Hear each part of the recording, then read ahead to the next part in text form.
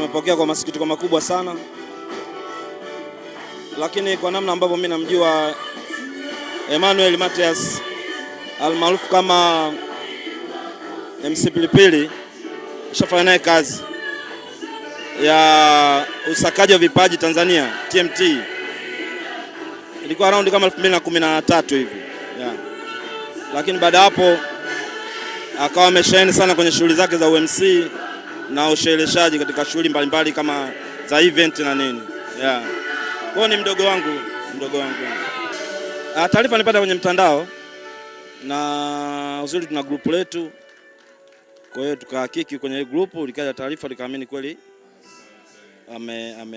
amefariki, lakini vitu vingine kiukweli ni mkweli sijui yeah. Nilipata taarifa tu ya kufariki basi yeah.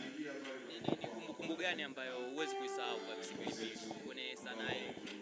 Yeah, nimefanya naye kazi na ndio maana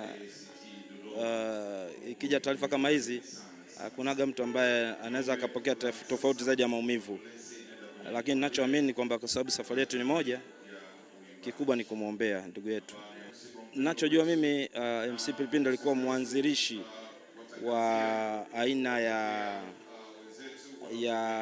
of course kulikuwa kuna watu, lakini yeye alikuja kuamsha vijana wengi sana walika lake kwenye hii stand up comedy, na ndio maana umekuta watu wengi wanafanya, lakini hata wengi ukiwauliza wanakuambia kabisa kwamba MC Pilipili ni moja kati ya wasanii ambao walikuwa ni chanzo cha uanzilishi wa stand up comedy Tanzania.